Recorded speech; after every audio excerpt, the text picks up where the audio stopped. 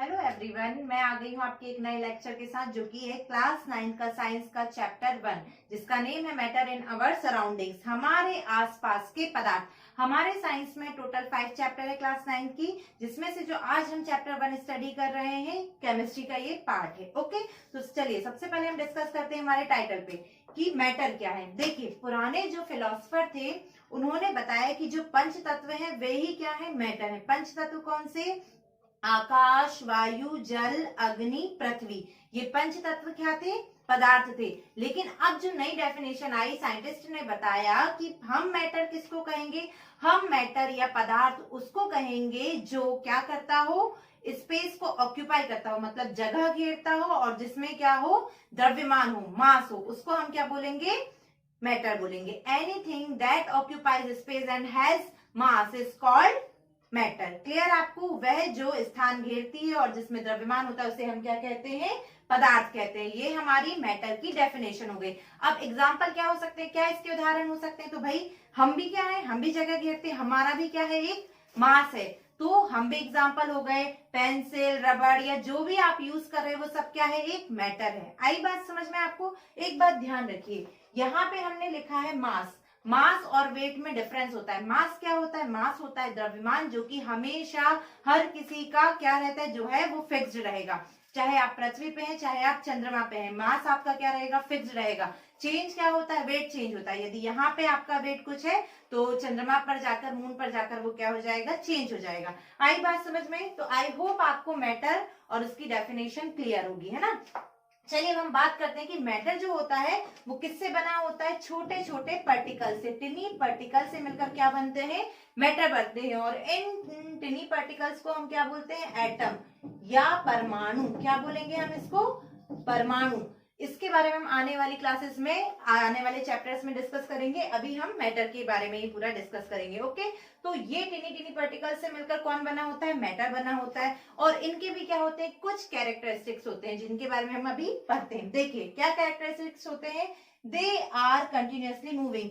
ये जो पार्टिकल होते हैं ये मूव करते हैं, मतलब गतिशील है। ये जो कण है, पदार्थ के कण क्या होते हैं? गतिशील होते हैं। कैसे गतिशील होते हैं? देखिए, आप देखिए कि आपने कभी ये देखा है जो हम कपड़े में नील यूज करते हैं, कपड़ों को नील देने के लिए। चलिए वो छोड़िए, वो आपने यूज नहीं किया होगा, वो मम्मा पापा लोग यूज करते हैं। आप देखिए, आपने देखा होगा कि यदि हम वाटर लेते हैं, एक ग्लास में वाटर लेते हैं और उसमें हम इंक को क्या कर देते हैं? स्प्रेड कर दें। यदि इंक डालें तो हम स्प्रेड नहीं करेंगे, इंक खुद ब खुद क्या करेगी? पूरे ग्लास में फैल जाएगी। ऐसा क्यों हुआ? हमने तो कुछ नहीं किया। ऐसा इसलिए हुआ कि जो पार्टिकल्स थे, जो कण थे, वो क्या कर रहे थे? मूव कर रहे थे, गतिशील थे। इसलिए वो जो इंक थी वो क्या हो गई? पूरे ग्लास में फैल गई।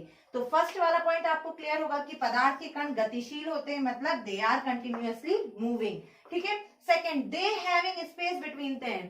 उनके बीच क्या होता है? पदार्थ के कण के बीच रिक्त स्थान होता है, खाली जगह होती। अब खाली जगह होती, ये कैसे प्रूव करें? तो चलिए एक एग्जांपल हम आपको देते हैं कि यदि हम पानी का ग्लास लेते हैं, ग्लास ऑफ वाटर हमने लिया और उसमें हमने शुगर को मिक्स किया। ठीक है, तो हमने शुगर को मिक्स कर दिया। जब आपने पानी का ग्लास लिया उससे पहले आप वाटर का लेवल मेजर कर लीजिए कि आपने हाफ ऑफ ग्लास लिया या फुल ऑफ ग्लास लिया, या उससे थोड़ा बहुत ऊपर नीचे। क्या आपने जब शुगर डाली तो क्या वाटर का लेवल बढ़ा? नहीं बढ़ा। क्यों नहीं बढ़ा? इसलिए नहीं बढ़ा कि जैसे आपने ग्लास में क्या डाला,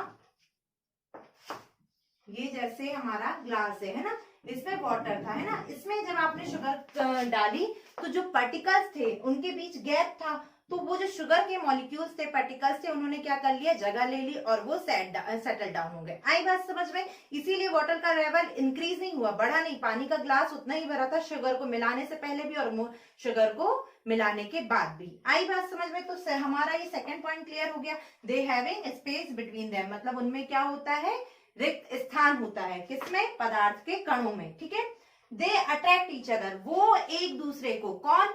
पदार्थ के कण, पार्टिकल्स एक दूसरे को क्या करते हैं? अट्रैक्ट करते हैं। कैसे अट्रैक्ट करते हैं भाई? कैसे प्रूव करें? तो आप इमेजिन कीजिए कि, आप इमेजिन क्यों करेंगे, आप प्रैक्टिकल करके देखिए कि जैसे घर में सबके तो पाइपलाइन वगैरह होती ही है, तो जहां पानी जा रहा है ना, उससे आप क्या कीजिए, वहां पाइप के पास आप अपनी उंगली लगा दीजिए। आपने उंगली लगाई तो आप देखेंगे कि पानी पहले एक ही उससे फ्लो कर रहा था, इसके बाद जहां आपने उंगली लगाई तो उसके बाद क्या, वो 2 पार्ट्स में डिवाइड हुआ, लेकिन उंगली के बाद आपके फिंगर के बाद वो क्या हो गया, वापस से एक ही पार्ट में रह गया। मतलब वो जो एक ही चैनल को वो क्या कर रहा है, आगे फ्लो कर रहा है उसी में। तो इससे क्या पता चलता है कि इनके बीच में अट्रैक्शन होता है। यदि ऐसा होता कि हाँ नहीं होता अट्रैक्शन, तो हमारी उंगली लगाने के बावजूद भी क्या होता, वो 2 पार्ट में डिवाइड होता उंगली जब हम लगा देते, लेकिन उनके बीच में अट्रैक्शन था, इस कारण से वो पास पास आए और फिर से एक ही धारा में बहने लगी। बात समझ में आई? ये पार्टिकल्स की क्वालिटीज आपको क्लियर हो गई कि क्या क्या उनके कैरेक्टरिस्टिक्स होते हैं। आई होप आपको ये सारे टॉपिक क्लियर हो गए होंगे, इनको आप नोट डाउन कर लीजिएगा। Can I rough? आपको समझ में आया? Okay, thank you. Okay student, तो हमारा नेक्स्ट टॉपिक है स्टेट्स ऑफ मैटर, कि हम मैटर को कितने स्टेट्स में, अवस्था में क्या कर सकते हैं, क्लासिफाई कर सकते हैं। देखिए इसके लिए 2 क्लासिफिकेशन यूज किए जाते हैं, एक तो फिजिकल क्लासिफिकेशन और दूसरा है केमिकल, भौतिकी विभाजन और रासायनिक विभाजन। ठीक है, तो अभी जो हम पढ़ रहे हैं वो कौन सा है, हमारा फिजिकल क्लासिफिकेशन है। फिजिकल मतलब हम उसकी अपीयरेंस और उसके जो फिजिकल क्वालिटीज वगैरह है, फिजिकल फीचर्स है, उसके अकॉर्डिंग इनको क्लासिफाई करेंगे। और केमिकल में क्या होता है, इसका कंपोजिशन वगैरह चेंज हो जाते हैं, जो कि हम आने वाली क्लासेस में डिस्कस करेंगे। ठीक है, तो चलिए स्टार्ट करते हैं। फिजिकल स्टेट के अकॉर्डिंग मैटर को 3 स्टेट में क्लासिफाई किया जा सकता है। कैसे? First is solid, second is liquid, third is gas. ठोस, द्रव, गैस, ये पदार्थ की 3 भौतिक अवस्थाएं होती हैं। आई बात समझ में? अब इनके हम फीचर्स देखते हैं कि क्या क्या होते हैं। तो फर्स्ट इज कि ये जो सॉलिड होते हैं, इनके बीच में फोर्स ऑफ अट्रैक्शन क्या होता है, बहुत स्ट्रांग होता है। कैसे स्ट्रांग होता है? जैसे ये एक सॉलिड है, तो इसमें जो भी पार्टिकल्स होंगे ये क्या होंगे, बहुत पास पास होंगे, और इसी को हम क्या बोलते हैं, force of attraction between particles, या इसको हम ये भी बोलते हैं इंटरमॉलिक्यूलर फोर्स ऑफ अट्रैक्शन। किसके? ये इसी के लिए यूज किया जाता है। आई बात समझ में? ये पार्टिकल क्या होते हैं, क्लोजली पैक्ड होते हैं, मतलब क्या होते हैं, बहुत ही पास पास होते हैं इसमें पार्टिकुलर, किसमें, सॉलिड में। फर्स्ट वाला पॉइंट क्लियर है ना, कि क्या होता है इनके बीच जो अट्रैक्शन होता है वो क्या होता है, बहुत स्ट्रांग होता है, इसीलिए ये लोग पास पास होते हैं। ऐसे आप इमेजिन कर सकते हैं कि जिनकी दोस्ती अच्छी होती है, जो बेस्ट फ्रेंड होते हैं, उनकी बॉन्डिंग अच्छी होती है, तो ये क्या है कि वो क्लोज है। तो सेम ऐसे ही पार्टिकल। ठीक है, थर्ड पॉइंट हमारा है fixed shape and fixed volume. जो सॉलिड होता है उनका शेप भी फिक्स्ड होता है और उनका वॉल्यूम भी क्या होता है, फिक्स्ड होता है। मतलब आप कहीं से भी उठा के उनको कहीं भी रख दो, ना उनका वॉल्यूम चेंज होगा ना उनका शेप चेंज होगा। फोर्थ इज इनकम्प्रेसिबल, कि हम इसको कंप्रेस नहीं कर सकते, यदि हम प्रेशर लगाएं तो ये अपना शेप एंड साइज चेंज नहीं करेगा। आई होप सॉलिड के पॉइंट आपको क्लियर होंगे। ठीक है, सेकेंड इज लिक्विड। सेकेंड क्या है हमारा state of matter, liquid. Liquid क्या होता है, इसी के अपोजिट आप चलते जाइए, कि इनमें क्या होता है, फोर्स ऑफ अट्रैक्शन लेस होता है। किसमें? लिक्विड में। यहाँ क्या था, वेरी स्ट्रांग, यहाँ पे लेस। ओके, फिर पार्टिकल आर क्लोजली पैक्ड, तो यहाँ क्या हो जाएगा, लेस क्लोजली, मतलब कम पास पास होते हैं। इसमें क्या होते हैं, पार्टिकल जो होते हैं दूर दूर होते हैं। ठीक है, इसमें थर्ड फिक्स्ड, इसमें क्या था, fixed shape and fixed volume. तो यहाँ पे क्या होगा, फिक्स्ड वॉल्यूम। जो लिक्विड होता है उनका वॉल्यूम फिक्स्ड होता है, but not fixed shape. Shape क्या नहीं होता, फिक्स्ड नहीं होता। आगे बात समझिए, फॉर एग्जाम्पल देख लेते हैं कि हमने एक बॉटल ली, उसमें 1 लीटर क्या है, वाटर है, तो ये उसका क्या हो गया, मास हो गया। ठीक है, ये उसका सॉरी वॉल्यूम हो गया। Okay, clear. अब हमने क्या किया कि वो जो बॉटल है उसको बकेट में खाली कर दिया, बाल्टी में खाली किया। तो अब देखिए क्या हुआ, क्वांटिटी तो उतनी ही रही, 1 लीटर का 1 लीटर जब बकेट में डाला तब भी उतना ही रहा, लेकिन शेप क्या था, अभी बॉटल के शेप में था, अब डाला तो किसका शेप का हो गया, बकेट का शेप का हो गया। तो ये क्या हो गया, हमारा लिक्विड की प्रॉपर्टी हो गई, कि इसका जो वॉल्यूम रहता है वो तो फिक्स्ड रहता है, लेकिन शेप इसका फिक्स्ड नहीं रहता। नेक्स्ट है इनकम्प्रेसिबल, तो ये भी क्या होते हैं, इनकम्प्रेसिबल होते हैं, मतलब असंपित होते हैं, मतलब इनके भी प्रेशर लगा के इनको चेंज नहीं किया जा सकता। आई होप लिक्विड भी आपको क्लियर होंगे, हिंदी में भी क्लियर होते जा रहे हैं ना आपको। Next gas. गैस के लिए भी बस इनके बीच में फोर्स ऑफ अट्रैक्शन बिल्कुल भी क्या होता है, जीरो होता है, लेस होता है। ठीक है, फिर पार्टिकल आर क्या होते हैं, बहुत दूर दूर होते हैं। इसमें पार्टिकल्स क्या होते हैं, बहुत दूर दूर होते हैं, और इसमें ना तो इसका वॉल्यूम फिक्स होता है और ना ही इसका शेप फिक्स होता है। Neither shape is fix nor volume. Clear. Next है इनकम्प्रेसिबल थे इन दोनों में, लेकिन इसमें क्या होगा, कंप्रेसिबल। यदि हम गैस पर प्रेशर लगाएं तो वो क्या हो जाती है, कंप्रेस्ड हो जाती है। आई होप ये सारे पॉइंट आपको क्लियर हो गए होंगे कि क्या कैसा होता है। ठीक है, चलिए अब हम नेक्स्ट स्टेप पे, हमारा नेक्स्ट टॉपिक जो है वो ये है कि क्या हम इस ये जो मैटर है इनकी जो स्टेट है इनको चेंज कर सकते हैं? क्या सॉलिड हमेशा सॉलिड ही रहेगा? जिसको हमने सॉलिड क्लासिफाई कर दिया, क्या वो हमेशा सॉलिड ही रहेगा? क्या लिक्विड हमेशा लिक्विड रहेगा? क्या ये बदल सकते हैं आपस में? तो उसके बारे में हमको पढ़ना है अब आगे। ओके, चलिए नेक्स्ट टॉपिक। ओके, तो कोई आपसे पूछे कि क्या हम जो मैटर है उसकी स्टेट को चेंज कर सकते हैं, तो आप बोलेगा यस बिल्कुल। कैसे? तो हम टू टाइप से चेंज कर सकते हैं, टू फिनोमेना के थ्रू। वो क्या है? फर्स्ट है हमारा टेम्परेचर, ताप। इसको यदि हम बदल दें तो क्या हो जाएगा? जो है पदार्थ वो अपनी अवस्था को बदल लेगा। और दूसरा क्या है? प्रेशर, है ना। तो चलिए एग्जाम्पल के थ्रू देखते हैं कि क्या, जैसे कि हमें क्या करना है। आप आइस अपनी डेली लाइफ में देखते हो ना, बर्फ। बर्फ को हमने क्या किया? हाथ में रखा तो क्या होता है? पिघलने लगती। तो ये क्या है? बर्फ जो था वो कैसा फॉर्म था? वाटर का, वो था सॉलिड था, है ना। अब वो किस में कन्वर्ट हो रहा है? लिक्विड में, क्योंकि पानी में कन्वर्ट हो रहा है ना, तो वो क्या है? लिक्विड है। तो जब कोई सॉलिड से लिक्विड में कन्वर्ट होने लगे तो इसको हम क्या बोलते हैं? मेल्टिंग। क्या बोलते हैं? मेल्टिंग या गलना। सॉरी, मेल्टिंग या गलना। ठीक है, आई बात समझ में। और वो टेम्परेचर जिस पर कि कोई सॉलिड लिक्विड में कन्वर्ट होता है उसको हम बोलते हैं मेल्टिंग पॉइंट। क्या बोलते हैं? मेल्टिंग पॉइंट या गलनांक। तो मेल्टिंग पॉइंट क्या होता है? The temperature at which solid converted into liquid is called melting point. ठीक है, ये क्लियर आपको? तो ये हम कैसे कर सकते हैं? टेम्परेचर और प्रेशर के थ्रू। तो टेम्परेचर में फर्स्ट पॉइंट हमने क्या पढ़ा? मेल्टिंग, कि यदि हमको सॉलिड से लिक्विड में कन्वर्जन करना है तो क्या होगा? हम उसके टेम्परेचर इंक्रीज करेंगे और वो क्या हो जाएगा? सॉलिड से लिक्विड में कन्वर्ट हो जाएगा। ओके, नेक्स्ट पॉइंट है हमारा। ओके, तो ये पॉइंट्स हैं कि जब जो भी मैटर है वो अपनी स्टेट को चेंज करेगा तो उस पॉइंट को हम क्या कहेंगे। ठीक है, तो सबसे पहले मेल्टिंग पॉइंट तो मैंने आपको बता दिया कि ये वो टेम्परेचर है जिसमें कि सॉलिड किस में कन्वर्ट होता है? लिक्विड में कन्वर्ट होता है। ठोस द्रव में बदलता है, उसे हम क्या बोलते हैं?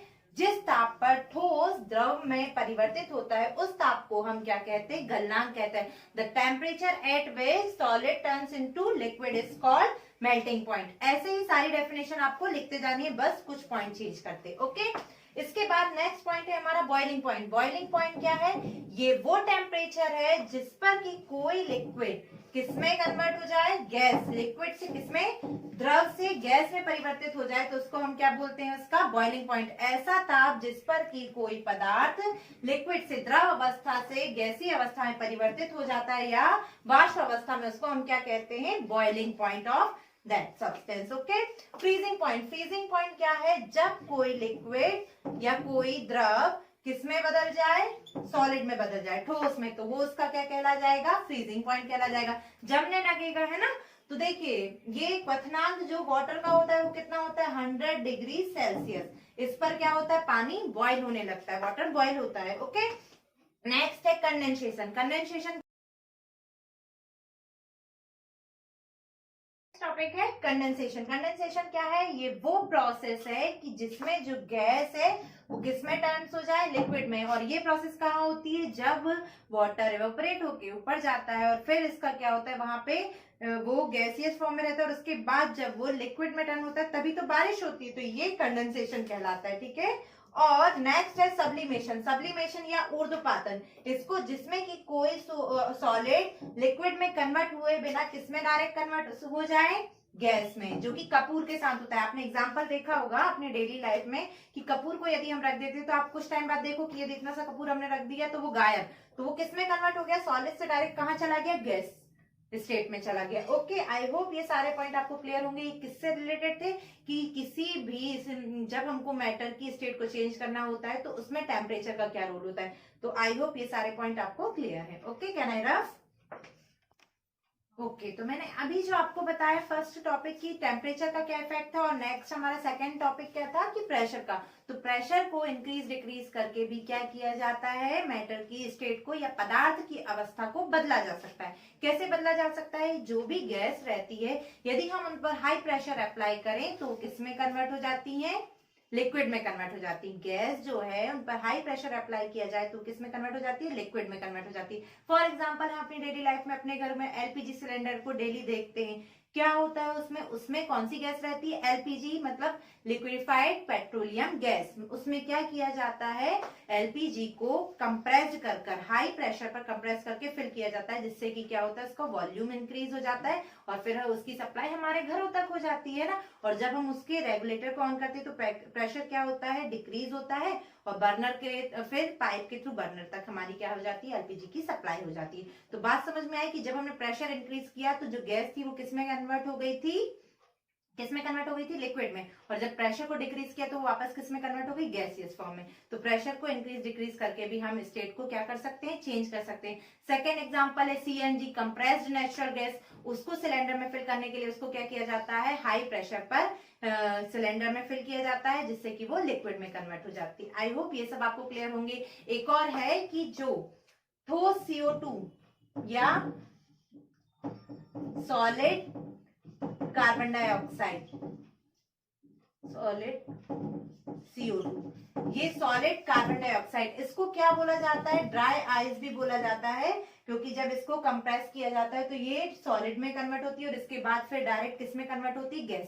गैसियस फॉर्म में। तो इसको अपन क्या बोलते हैं? ड्राई आइस भी बोलते हैं। आई होप ये टॉपिक आपको क्लियर होगा प्रेशर वाला। अब मैं आपको ये बताऊंगी, एक मैं आपको डायग्राम बनाऊंगी जिसमें कि हम इंटर कन्वर्जन बताएंगे कि किसमें जब कौन चेंज होगा तो उसको अपन क्या बोलेंगे, और ये आपके लिए इंपॉर्टेंट है, आप याद रखिए। ठीक है, ओके स्टूडेंट। तो हमारा नेक्स्ट टॉपिक है inter conversion of states of matter. ये तीनों जो मैटर की स्टेट्स है इनका आपस में कन्वर्जन कैसे होता है? अंतरा रूपांतरण क्या है? ये इस मैटर की जो पदार्थ है उसकी अवस्थाओं का आपस में ही रूपांतरण। ठीक है, तो ये प्रोसेस के नाम दिए गए, इनको आप अभी पढ़ चुके हो कि क्या कैसा बोलेंगे, कौन किस में कन्वर्ट होगा, तो देख लीजिए।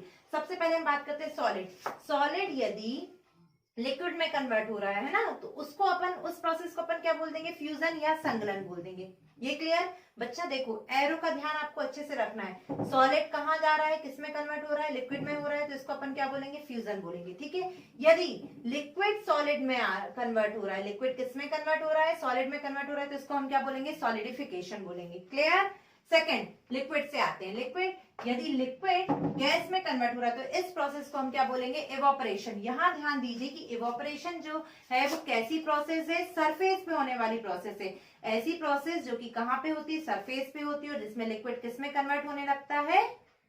वेपर्स में कन्वर्ट होने लगता है। आई होप ये आपको क्लियर होगा। इवोपरेशन, देखो इवोपरेशन को कुछ चीजें अफेक्ट भी करती है। चलिए जब बात निकले तो मैं एक चीज और आपको बता दूं कि ऐसा क्वेश्चन किया जाता है कि मटके का पानी ठंडा क्यों रहता है, कूलर ठंडी हवा क्यों देता है, हम गर्मी में कॉटन के ही कपड़े क्यों पहनने की सलाह दी जाती है। ऐसा इसलिए होता है कि फर्स्ट हम लेते हैं मटके वाला एग्जाम्पल, है ना, कि मटके में क्या होते हैं? छोटे छोटे से पोर्स होते हैं ना, और उन छोटे से पोर्स से क्या होता है? वाटर बाहर आता है। अब जैसे ही वाटर बाहर आता है तो बाहर का टेम्परेचर कैसा है? ज्यादा है ना, और मटका कैसा है? ठंडा है, अंदर से ठंडा है ना। तो जब वो वाटर ड्रॉपलेट से उनको ये जो टेम्परेचर मिला तो उससे उन्होंने क्या किया? एनर्जी ली और इवोपरेट होना स्टार्ट किया, और ये जो इवोपरेशन की प्रोसेस हुई इस कारण से मटका क्या होने लगा? ठंडा होने लगा। फर्स्ट एग्जाम्पल क्लियर आपको। सेकेंड आते हैं कूलर, है ना।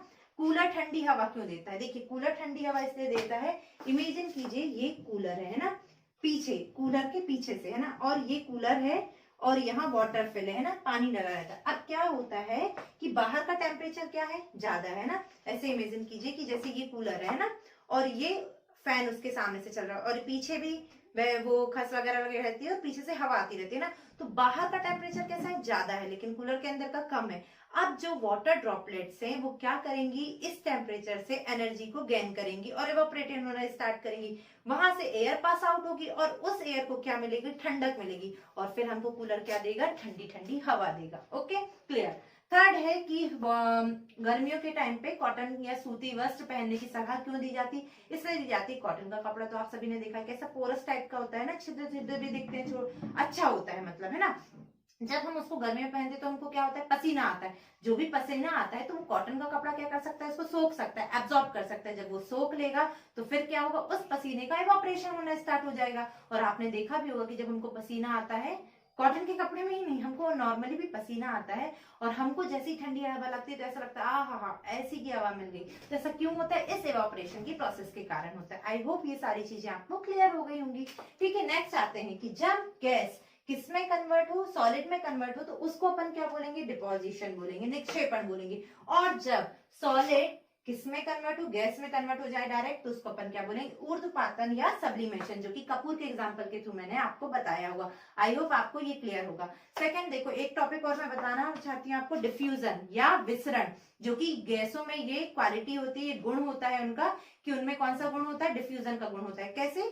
फैलने वाला। डिफ्यूजन का मतलब ये होता है कि ज्यादा जहां पे चीजें हैं, ज्यादा पार्टिकल्स हैं और जहां कम, तो जो ज्यादा वाले पार्टिकल्स है उनका मूवमेंट कहाँ होना? कम पार्टिकल्स की तरफ होना, या दो अलग अलग पार्टिकल्स का एक साथ मिल जाना, इसको अपन क्या बोलते हैं? डिफ्यूजन बोलते हैं इस प्रोसेस को। बात समझ में आई? फॉर एग्जाम्पल मैं आपको देती हूँ कि जैसे किचन में खाना बन रहा है ना, हमको खुशबू आ गई। हमको ऐसी खुशबू क्यों आ गई भाई? क्योंकि क्या हुआ? डिफ्यूजन की प्रोसेस हुई और ये जो खुशबू, जो फैल के जो पार्टिकल्स थे, जो भी खुशबू के, वो कहाँ तक आ गए? फैल के डिफ्यूजन के थ्रू हम तक पहुंच गए और हमको खाने की खुशबू आ गई। वाह मम्मी क्या टेस्टी खाना बनाया है, अपन बोलते हैं ना, इसीलिए बोलते हैं। ओके, ठीक है। तो आई होप ये सारे टॉपिक आपको क्लियर होंगे। इवेपोरेशन को क्या क्या इफेक्ट कर सकता है, ये पूछा जाता है तो क्या इफेक्ट कर सकता है? यदि टेम्परेचर ज्यादा होगा तो क्या होगा? इवेपोरेशन की प्रोसेस ज्यादा होगी। गर्मियों में इसीलिए पानी क्या होने लगता है? ज्यादा ज्यादा इवेपोरेट होता है ना। प्लस यदि ह्यूमिडिटी होगी तो इवेपोरेशन की प्रोसेस क्या हो जाएगी? डिक्रीज हो जाएगी। आई बात समझ में,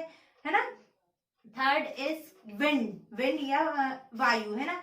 यदि वो है, हवा चल रही है, तो इवेपोरेशन की प्रोसेस भी क्या होगी? इंक्रीज होगी। आप देखते हो ना, जब हवा चलती है और गर्मी भी है तो कपड़े जल्दी सूख जाते हैं। क्यों सूख जाते हैं? इसी कारण से, क्योंकि हवा क्या करती है? इवेपोरेशन के प्रोसेस को बढ़ा देती है। Plus fourth point, surface area, सतही क्षेत्रफल। भाई देखो, अब मैं एग्जांपल के थ्रू समझाती हूँ कि एक हमने प्लेट ली है ना, उस प्लेट में क्या रखा हुआ है? चाय रखी हुई है, गर्म चाय, है ना। और दूसरे में हमने ग्लास लिया है और उसमें गर्म चाय। तो अब आप मुझे बताइए कौन सी चाय जल्दी ठंडी होगी? ऑब्वियस सी बात है भाई, प्लेट वाली। क्यों प्लेट वाली ठंडी होगी? क्योंकि प्लेट का सरफेस एरिया क्या ज्यादा है, उससे इवेपोरेशन की प्रोसेस ज्यादा होगी, है ना। जैसे ये प्लेट का एरिया है तो यहाँ से इवेपोरेशन की प्रोसेस ज्यादा होगी, और ये ग्लास वाला एरिया है तो इससे इवेपोरेशन की प्रोसेस क्या होगी? कम होगी। तो सरफेस एरिया भी क्या करता है? इवेपोरेशन की प्रोसेस को इफेक्ट करता है। 4 पॉइंट आई होप आपको क्लियर होंगे, जो कि आपके लास्ट टॉपिक में दिए गए हैं कि इवेपोरेशन को कौन कौन से फिनोमेना अफेक्ट करते हैं। तो ये 4 पॉइंट आपको मेंशन करना है। ठीक है, आई होप सारे टॉपिक्स आपको यहाँ पे क्लियर हो गए होंगे। जो टॉपिक यदि कोई छूट गया है या मैंने नहीं बताया तो आप मुझे कमेंट करके बताएंगे। प्लस अब हमारा आ गया कि आपने जब वीडियो वॉच की है तो आपको क्या पता होना चाहिए? आपको ये पता होना चाहिए कि क्वेश्चन सेशन भी होता है। उस क्वेश्चन का आंसर आपको कहाँ देना है? मेरे वीडियो को वॉच करते ही तुरंत कमेंट सेक्शन में देना है। तो फर्स्ट क्वेश्चन ये है कि सॉलिड कार्बन डाइऑक्साइड को किस नेम से जाना जाता है? ठीक है। सेकंड, आप उस पॉइंट का नाम बताइए जिसमें कि लिक्विड जो है गैस में कन्वर्ट हो जाता है। थर्ड क्वेश्चन ये है कि जिसमें सॉलिड जो है बिना लिक्विड में चेंज हुए, बिना द्रव में बदले डायरेक्ट गैस में हो जाता है, उस प्रोसेस को अपन क्या बोलते हैं? और फोर्थ ये है कि वाटर का बॉइलिंग पॉइंट कितना है। Okay, thank you for watching. मिलते हैं नेक्स्ट वीडियो में। Bye bye.